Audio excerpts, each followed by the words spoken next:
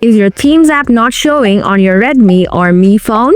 You can't find the Themes app or it looks removed? Don't worry, I'll show you how to bring back the Themes app.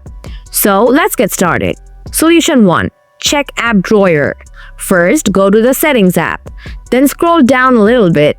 After that, tap on Apps. Now tap on the three dots icon from the top right corner. Then tap Other Settings. Now here, tap Manage Home Screen Shortcuts. Here, make sure to toggle on the themes. Now restart your phone and see whether your issue is solved or not. If not, Solution 2. Reset home screen layout. Open up the Settings app on your Xiaomi phone, then scroll down a little bit. After that, tap on Apps. Here, search System Launcher. Tap on it.